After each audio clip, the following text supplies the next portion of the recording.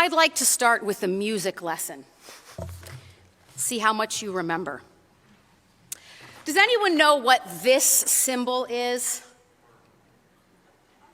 A quarter note, yes. Sit on what more you want to share. Does anyone know what this is? In the very back, what is it? It's a quarter something. Anybody want to help him out? A quarter rest. Now here's the million-dollar question that I love to ask the children in Sunday Express. Which one is worth more? Do you know? What? I couldn't hear you all. They're the same. Yes, bingo. They are equal. And that's a really important lesson for young musicians to learn, and it's far more difficult to really put into practice. Makes sense, right? Because we're often so focused on the sound we're making right now and the sound that we're about to make that we blow right through the rest and it's in the rearview mirror, right? And so as musicians mature, they really come to appreciate that it's really actually the silences that are the most transformative space. And that's because in these moments of pause, we create space to be still, to reflect, to listen, to hear what is not said, right? To hear what comes to us in the silence. Debussy, the composer, wrote that the music is not the notes themselves, but the spaces between them. And Miles Davis offers a similar thought. It's not the notes you play, it's the notes you don't play. I think there's probably some legal thing about it's not what you said, but what you don't say, or nobody goes to jail for what they didn't say. So there's a lot going on in the silence. And throughout the Psalms, these sacred poems that were written for singing, there's this word Selah. And it appears, I think, just shy of 75 times or so. And when we encounter it, it's literally a musical instruction. It's an invitation to pause, to rest, to quite literally come to a settling place and take a beat, take a few moments to just be still and listen before moving on.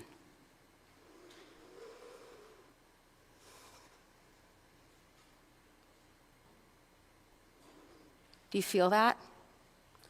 There's a real vulnerability in silence. There's an exposure, there's a nakedness that for a lot of people can be quite scary. It makes sense that young people, or if you'll permit me to say, immaturity doesn't know how to be in silence because you have to listen and hear, and you have to be okay with waiting.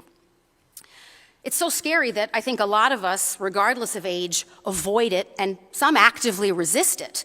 If you've ever filled a pregnant moment by oversharing or saying something, experienced a vulnerability hangover, you know what I'm referring to. You let your guard down, you feel a little nervous in the silence, and you just rush to fill it with truly God knows what.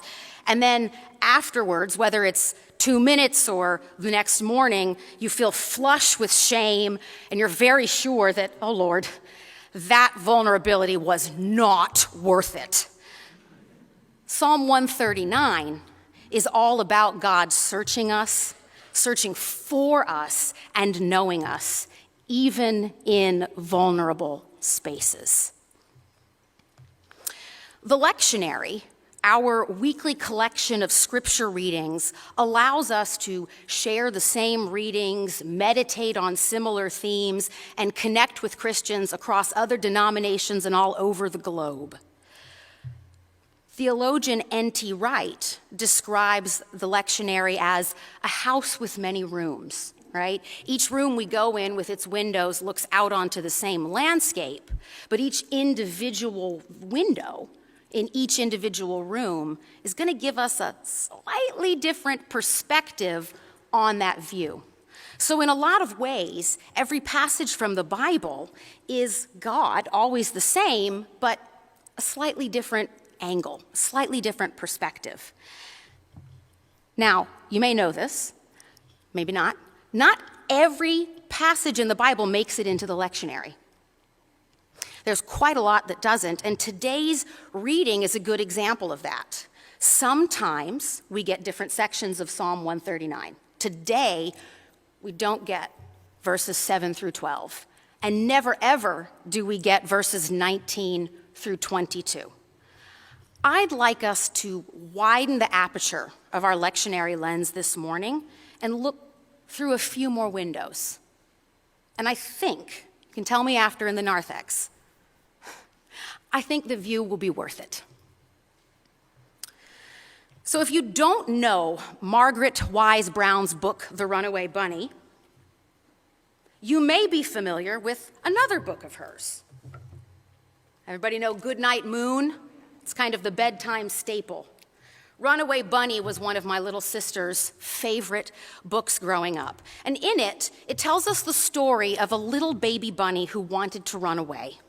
So he says to his mother, "I'm going to run away."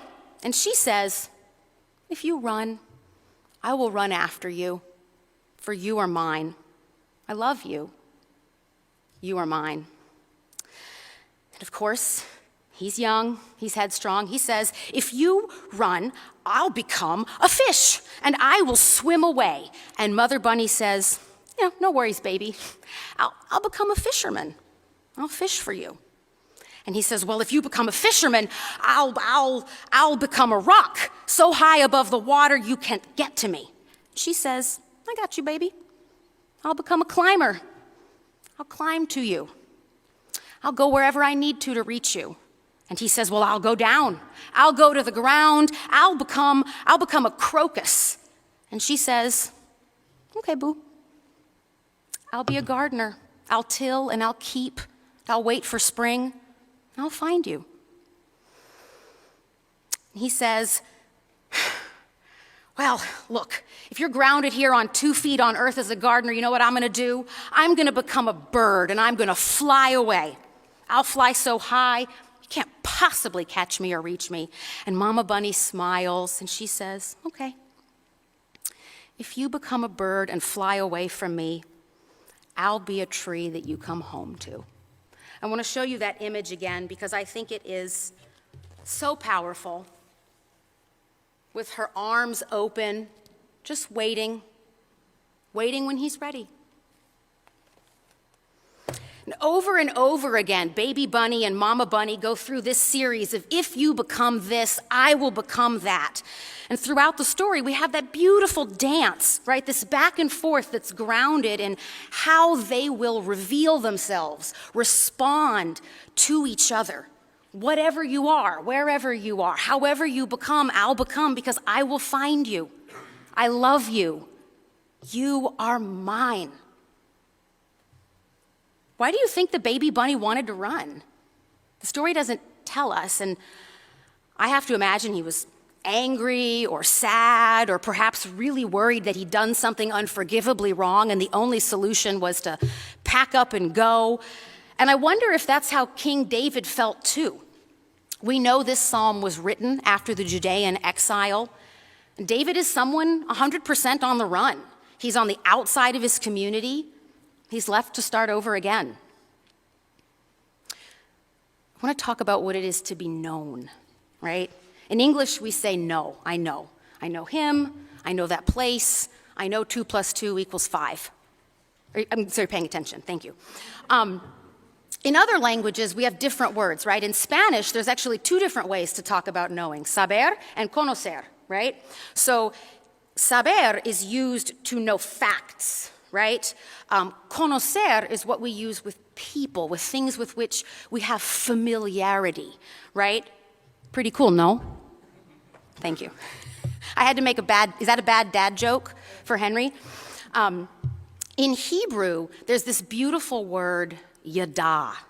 Yada. It's this rich word full of many, many meanings. From the intimacy between Adam and Eve to the way God knows us, God's people. It occurs 60 times alone in the Psalms. We are to know God, just as God is to know us. One of the first verses I was made to memorize in grade school was Proverbs 1:7. Does anybody know it? The fear of the Lord is the beginning of knowledge. And I remember as a child thinking, I'm supposed to be afraid of God. Makes sense, right? Fear. Fear is this word that we associate with scary. And really, to be fearfully made, to fear the Lord, that word fear is far better translated as awe, as wonder, as reverence. So the reverence of the Lord is the beginning of knowledge. We are reverently, wonderfully, with great care and awe made, ways that invite us to see ourselves as unique in our peculiarity, right? All thumbnails of the divine. The verses we didn't hear this morning, verses 7 through 12, share the psalmist's realization that he can't run from God. He can't get away from God. Go high, go low, go deep, go wide, walk in the daylight, try to hide in the darkness. Doesn't matter, it won't change a thing. God is there. Kind of overwhelming. God is omniscient, God is omnipresent, and we should hear this as unequivocal good news. But when we think God knowing us means that we know all about God, and therefore, of course, all about each other and how each other should behave and be and walk in the world, that's where we run into problems. How quick are we to judge or criticize because we are ashamed or are wounded? How quick are we to make God uncomfortable with what we're really uncomfortable with? Can you remember the first time that you felt obligated in some way, compelled to hide some part of yourself because you didn't think that you'd be seen the way you wanted to be seen? That if someone knew that about you, game over, they wouldn't see you the same, there would be no going back? When I got divorced, I was terrified that everyone would think that I had no integrity. What kind of young lady gets married and divorced by 25? I was terrified for people to know that about me. One of my dear, dear friends spent the first few years of his recovery terrified to accept a dinner invitation. He told himself this story that saying no thank you to ordering drinks would turn into a conversation about him being an addict and an alcoholic, and that no one would think he had any integrity, that he was worthy of love, affection, a life. I have a trans friend who still walks with these incredibly hunched shoulders from the years of gender dysphoria and body dysmorphia that have shaped how he walks in the world. Despite the fact that he has a chest that matches his identity, his body really still bears witness to the years of shame. You may not be divorced, an addict, trans, but I think we can all too quickly count the ways in which we're too fat, too thin, too hairy, too old, too gray, too this, too that, to be good enough, to be worthy of love. So as beautiful as the idea of being known feels, the risk of being rejected often feels so much greater that we struggle with a real fear of being known. Fear of God, fear of each other, fear of what it is to be deeply seen, deeply known as you are. Does anybody remember the story of the Samaritan woman at the well? In the Gospel of John, Jesus meets this woman at a well. And the story tells us she's come at noon, presumably when there's no other women around. She's got we'll call it a colorful past. And she's really the embodiment of other. She's as other as they come. And she and Jesus go pound for pound in theological discourse, and they reveal themselves to each other. And in that, we receive a powerful, powerful lesson about Jesus and the astonishing inclusiveness that we're called to practice. The Samaritan woman leaves her jar at the well, just like the apostles left their fishing nets, to go and share the good news. A woman who was other, was seen, was known, was sent. She was sent to testify and to tell others of Jesus. Because in Jesus, there's a life of hope. There's a life of blessed assurance that brings with it deep and abiding peace. We can be searched. We can be known with confidence. We can trust God, even in the vulnerable spaces of our lives. In his book, A Hidden Wholeness, Parker Palmer talks about the journey towards an undivided life, a life where we don't need to segment what we share and what we suppress, but where we can be seen and known and safe. And he maps out this inner journey where we take in solitude, and we do that in the company of others. He invites us to consider, how do we create communities that honor the soul in circles of trust? And that kind of community is the very kind of chosen community that we're committed to fostering and nurturing right here at FPC. COVID made it hard, admittedly, right? It hard for us to stay in touch. We were worshiping behind our screens. We were communicating through keyboards. We've certainly developed some habits and some behaviors that have fragmented and fractured to some degree the quality of our community. But we got through, we survived, and we have an opportunity this fall to return to worship, to return to our circles, to small group gatherings, to make space so that we can share our traditions, confess our failings, heal our wounds, and ultimately strengthen our sense of community, who we are in our solitude, who are we as the body of Jesus Christ. Parker reminds us that the more we know about another's story, the harder it is to hate or harm people. So when we go down deep, when we draw deep from the well of personal experience, we tap into the same living water that supplies all of our lives. Like the Samaritan woman at the well, perhaps the most vulnerable parts of your story, the truths about you that you fear.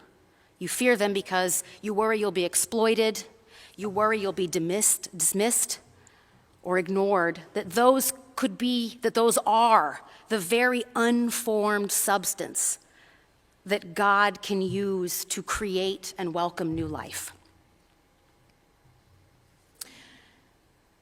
It's not hard to imagine why the lectionary leaves out the final 6 verses, final 4, sneak in the last 2. If you're familiar with them, or if you've snuck the Bible open while I've been talking to see what I'm alluding to, David really pops his cork with a few violent lines that in today's culture would totally have him canceled. And it just doesn't sound very Christ-like. It flies in the face of our call to love our enemies, to pray for our persecutors. But it also embraces the reality of the span of feelings that we all know. We know when we're hurt that we hurt people. We've all heard that phrase, right? Hurt people, hurt people. And when we feel wounded, when we feel wronged and bitter, we need to do like David and go to God. Reverend Jackie Lewis reminds us that more than any earthly parent can, God knows even that part of us and is drawing us with such wide open arms into a relationship where we can reveal ourselves to each other. We can stop being afraid. We can stop being arrogant. We can be authentic. We can say, as David does at the end of the psalm, God, search me and know me. See if there's anything unclean in me. Fix me. You know me, you love me. Help me to know that. Help me to know that I am loved. Help me to know that everyone, even my enemies, are known, are worthy of being known, are loved, are worthy of my loving them. Isn't that what we experience when we all come to the table to celebrate the sacrament of communion? Hungry for forgiveness, hungry for community, for connection. Lord, search me and know me. I come to the end. I am still with you. We are each other's destiny. There's nowhere to run, baby bunny, and there's no need. Love will always be with you. God will always be with you. You can't lose her. Amen.